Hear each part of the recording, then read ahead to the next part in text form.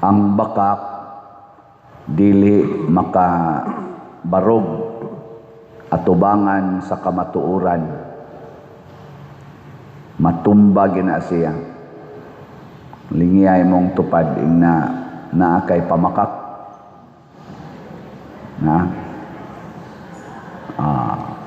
Abot yung panahon, matumba gyud ka. Kinsa man roy mas bakakon, mga Marcos Group, Duterte's Group, o Pinklawans Group. Secret. Secret kaya atong tubag. Unsa may mga timailhan sa bakak? Unsay timailhan?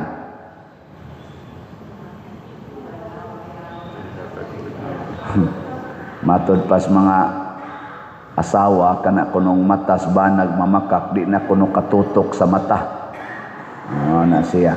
Di katutok sa imo bang, di na mo ka eyes to eyes ba? Ang mata sag-asa lang direksyon na kinsa marong mga mata nga makatutok yun. Duterte, Marcos Group o Pinklawans. Ikaduha, kanang mamakap para mapamatud-an ang iyang makabarog ang iyang gisulti, gamitan gina niya og kusog, authority.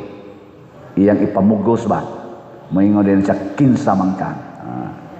Wa ka kailan ako. Ana madayo na. Kinsa ragud ka. Mugamit sila sa ilang authority, ipamugos. Ana, kinsa may pari din ana dayon. Kinsa may obispo din ana siya. Kinsa may principal din kinsa may congressman din kinsa may senador din final dayon, kinsa may presidente authority na. Sunod ang bakakon, mugasto ginagmaayo para matabunan ang kamatuoran. Mugasto gina. Muna kana mga bakakon, gusto gina silang madato. Nga naman, ang kwarta may ilang salimbong ali sa ilang pamakak. Di ba? Dali makitang mutahod basta kwartahan. Bisan ang iyang kwarta kinawat di ay. Di na mo question. Mingon rin tayo, hala, kadakos balay. Hala, kanindot sa sakyanan. Kay makuan man ta, mura man tag ma-amaze ba? Tungod sa kwarta. Na siya. Lingay mong tupad na daghan kag kwarta. Og daghan gyud na siya kwarta, pasabot bakako na. Lagi. Basta daghan kwarta. Bisag pari pa na, nya daghan kay gitigom kwarta, bakako na. Tanawa ng iyang kuan, tanawa ng iyang parokya, di ba? Nangaguba ang kisami. Kanang pari nga mudato og maayo, ang iya ng parokya daghang ing guba. Og wa may guba. Basta na ing guba. Wa na siya mamakak. Isa unya pa diro mudaghan ding kwarta. Sayon na kay natanawon og dili guba ang parokya, guba ang mga kapilya. Wa maayo. Kay sigihan magpaamot ang mga taga-chapels padong sa simbahan imbes nga ang iyang kolekta, iyang itabang ngadto sa mga guba nga kapilya, hastang guba nga kapilya pauamoton pa gyud. Ang kapilya gud in town mura nagngipon sa tiguang ba, gakango-kango ng haligi, hapit na matumba, butangan pag yung kuta. Kaya mo iamot kada buwan. Resulta. Tanawa sa God, bisag sa atong gobyerno, tanawa, perti nilang datuang, pero tanawa ang mga flood control, tanawa ang PhilHealth, tanawa ang atong healthcare, tanawa ang atong kanini ang mga eskwelahan, tanawa. Huy, tanawa. Nya porti nilang datuan, nakapalit pa silang mga jets, personal nila, napa sila yung mga malita-malitang kwarta, purtig yung daghanang kwarta. Nya, tanawag na itabo sa tong nasod. Mao na siya ang mga bakakon. Mailhan na nimo sa iyang tinanawan, sa iyang facial expression, mailhan na nimo siya sa iyang paggamit sa iyang gahom, sa iyang authority, kay ipiyag ng ipatuman, mao nang ginganlan bitan Kristo mga bakakon or hypocrite ang mga Pariseo o ang mga pari sa iyang panahon, kay ila man jud ipamugos ang ilang gusto, sila man gimasunod. Gikoreksyon na ni Hesus, gilansang si Hesus sa cross, nalansang si Hesus, porting pagkalansanga.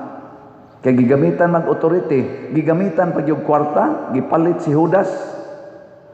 Judas, tanawa karon sa atong mga politicians, daghan kay mga Judas Kanabang suod nimo sa una nya karon ni kontra na nimo. Ana, daghan diya.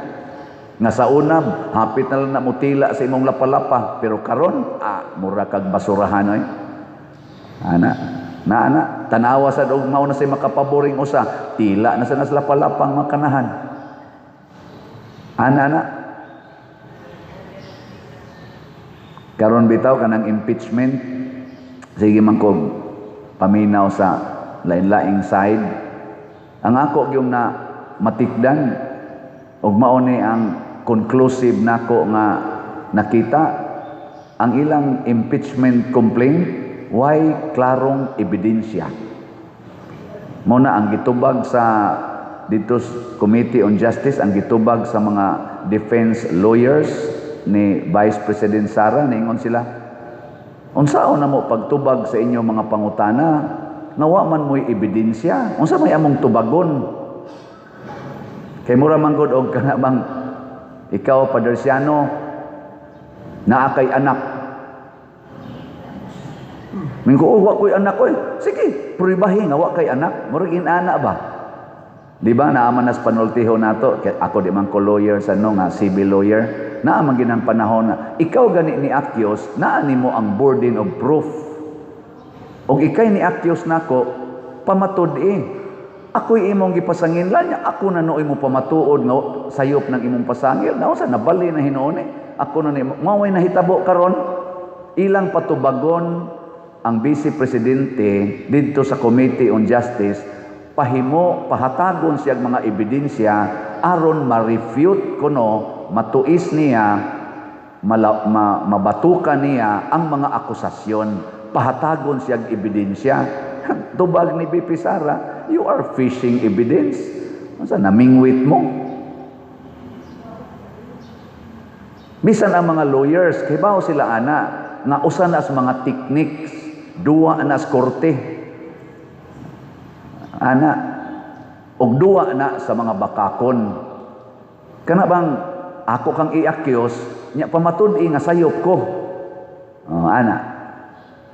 Ang sakto, imo kong giakyos, pamatud-i nga sakto ka. Ingon ko, hay mang ebidensya. Example, salin ko no. Maura ginailang usas gibalik-balik. Ang salin sa Vice Presidente na ako no'y dako nga gap ang past ug ang present. Kani kunong gap, mao kuno ni ang iyang hidden wealth. Ingon tubag sa Vice Presidente, unsa man ko diri aning number of years, aning gidugayuna, nagmika ra ko, wa ko'y gibuhat. Ni trabaho sa ko, mo nang nisaka sa nang ako dihang assets. Unsa gamika ko sa amo? Mo sa tiyang giingon sa mga tiguang ko no, gamika mo na. Unsa gyud ito nang gamika? Wa man sa ko kay ba sa nang gamika. Unsa na? Kana way gibuhat bang sige lang hingut-anay. 40 sa taon ko nun iyang trabaho, yastang iyang bana, trabaho sa maayo. Maubitan na nga, usa ko no diha sa member ba o chair ba na sa committee, nami ko nun ay utang 8 million pa siyang bana. Wa pa mabayri. So, ngaigsoon, kining bakak, nahitabo sa ni sa unang pagbasa, makarelate sa taning Susana, nga mura sa ni si BP Sara. Babae man, babae. Guwapa kayo. Yes, BP Sara, batig naong guwapa. Layo ra kay nang naong ninyo eh. Sus. BP Sara, kita man ko niya diha sa pagkita namo. Oh, simple siya naong pero captivating iyang beauty. Dako sang atay BP Sara. Bitaw. Og di pa lang jud ko pare. Joke. Og di pa lang jud ko pare, mohangyo jud ko ato mo kiss ko nimo BPB ana. Pero kay pare man ko adon lang ko sa Madrid. Guwapa kuno kay na si Susana. Buutan pagyud kaayo. Usa ka Israelite. Guwapa kaayo. Dunay duha ka lawyers nga mga laog kay unod. Nadani sila sa ilang kakuan, kaulag. Ilang gipangitaag paagi nga makorner nila para ma-rape nila si Susana. Ug tuod man sa dihang naligo siya didto sa iyang garden nga siya rang usa, ang mga lawyers ning kalit og sod og giingnan siya wa ra bay laing tao dinhi. Sugot lang namo nga makig-sex minimo. Di ka mo sugot, i-accuse ka namo nga dunay laing laki dinhi nga imong gikadog na amo kang nasakpan. Di ra ba kakaikyas kay mga lawyers bayami. Nya ang ato bayang balaod nag-ingon, duha ka saksi ang magkahiusa tinuod na. Nya duha na gud midaan. Nya ikaduha pa gyud ang babae way katungod nga mo reklamo. Nya babae baya ka, lawyer pa gyud mi, laki pa gyud mi, duha pa gyud mi. Di ningon si kuan nakaingon si Susana, wa jud koy lusot ani. Og dili ko mo give in, patay ko. Og mo give in sad ko, patay sad ko sa Ginoo. Apalabihon nako nga mamatay ko sa kamot sa tao basta di lang ko matay sa kamot sa Ginoo. Motong ni singgit siya. Pag singgit niya, gi-accuse dayon siya. O gi-shortcut man ning atong pagbasa karon, gisugod na lang pagbasa sa dihang gihukma na siya sa kamatayon. Og naingon dayon si Susana, Lord, mao ba ni ang mahitabo kung magtinarong ta, patyon ta sa mga bakakon? Niabot dayon si Propeta Daniel, batanon pa kay siya ato. Og iya dayang giingnan, kamo ba mga buangon mamo, susiha usa ang ebidensya. Ila ra man ang sulti, ila ra man ang konklusyon. Mao sa naron ang giingon sa tubag sa kampo ni BP Sara sa mga accusation sa impeachment. Inyo ra man ang mga konklusyon. Wa man mo'y ebidensya. Ang inyo ra man ang mga haka-haka, inyong mga inference. Kana bang nakita nimong ga-holding hands ang pari ug ang madre. Inga, kabit na pari. Kabit pari. Ana, ang madre kabit pari. Kay nag-holding hands. Susiha o sa nganong nag-holding hands. Nadagma in taon ang madre. Di nahapit kalakaw. Giagak sa pari. Sabaya mo eh. Tanawa dito ang ebidensya. Di ba gahubag ang tiils madre. Kaya gikan in taong naghatod sa kolekta dito sa kumbento. Nya natapigas na ana, nadakinas. Di giagak sa pari padung ato pa uli. Inon yung kabit. Tanawas ang ebidensya ba? Ana. Mao na nga niingon si Daniel, ato sa ning balikon. Iabli ang kaso. Pagpangutana niya, i-cross-examine ta ni Beb. Ikaw, diin man nimo nasakpan ning babae nga nag-sex. Siya dito sa kahoy nga guma. Ikaw, diin man sad nimo nasakpi. Ingon dito sa kahoy nga unsa to? Ruble. Bitaya ning duha. Patay ang duha. Wa naman magkahiusa ang ilang kuan, ilang testimonya. Og mausad na ang nahitabo karon sa impeachment. Mausad na ang nahitabo sa kanang pagkapriso ni President Duterte dito sa ICC. Maugya po'y accusation, why ebidensya? Gani naroy Japanese researcher and member sa human rights advocate sa United Nations. Iyag yung brutally frankly, niingon siya, ibalik si President Duterte sa Pilipinas kay wa siya kaso. That is illegal ang kuha niya. That is against the international principle for human rights. Ditso ganyang gisulti. Ambot, gipaminaw ba? Muragwa man. Ana. Nga ana, nang hitabo na nato. Pero kung sunda nato ang kinabuhi ni Susana, kinabuhi ni Kristo, ang nindot ay natong saksi, maugyod ang Ginoo. Muna ningon si Kristo diri sa atong kaning-ganing ebanghelyo. Oh, ako rin nagsaksi nako. Pero wa man mo kailas akong amahan, siya sad nagsaksi sad nako. Duha nami. Nya napagi Holy Spirit, tulo na. Pero wa man sila makaila sa saksi. Pasabot ang ato gid ang tinuod nga witness mao ang atong konsensya. Lingi ay mong tupad. Ingna, kumusta imong konsensya? Ala, makonsensya gyud ka. Tanawan aro mga bakako na to mga officials. Tanawa, ang unang nahitabo, ang ilang naong murag balo ni Kuyos. Ana ni Kuyos. Kaya di naman nahapit katog. Kay makonsensya man ka. Konsensya ka eh. Nya, wala na'y kalipay. Karon, igtog ana, makadungog na sila sa siyagit, sa mga nabanla sa baha tungod sa ilang gipangkawat nga budget sa flood control. Kanang naas DPWH nga nangawat, kanang wa nagbinuang, di na nahapit katog. Tanaway lang mga naong tiguang na kay tanawon. Ngano man, tungod na sa ilang pamakak. Patyon ka sa imong konsensya. Nya, nagkaaway-away sila. Sa una, kuwang kayo na sila, hiusa kayo. Karon nag-away-away. Ang ilang mga katarungan, hala, nag-ana-ana na, nagkabuang-buang na, nagkayabag-yabag na. Nya, ang kinsa tong murag mo, mubiya nila, ila sa dayong atakihon. Suod kay sila ni Saldico sa una. Karon Saldico, lain nagisulti. Buwan na, giatake nagmayo. Suod kay sila sa una ni, kinsa to'y, sila si Kuan ba? Si Vic Rodriguez. Maugunay ga tuboy sa atong presidente para mahimong presidente. Nisultig lain. Karon, wala. Suod kay silang Saras una, pertig yung sura. Unit team ko, karon, gi-impeach na. Ana na, dili maka-maintain sa relationships ang mga bakakon. Dili ka-maintain. Pero tanawa ang mga kaanib diri kanabang tinuod gyud ba nga die hard sa usa ka partido nato. Mao na akong ilhanan nga politisyan nga tinuod, dili na sila magkausab-usab ang ilang banding, ang ilang loyalty. At tanawa kinsa man ron nga mga grupo nga wa gyud mabungkag, Marcos Group, Duterte's Group o Pinklawans Group. Kinsa nang naka-maintain sa ilang relationship.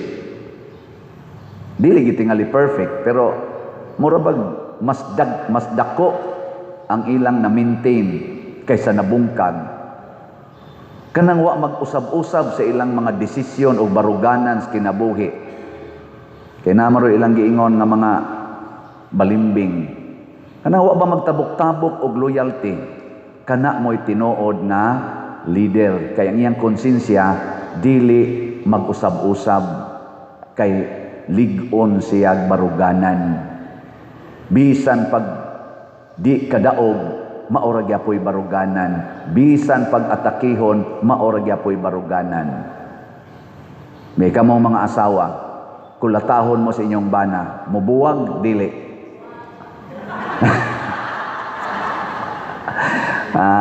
Mga bakakon mo.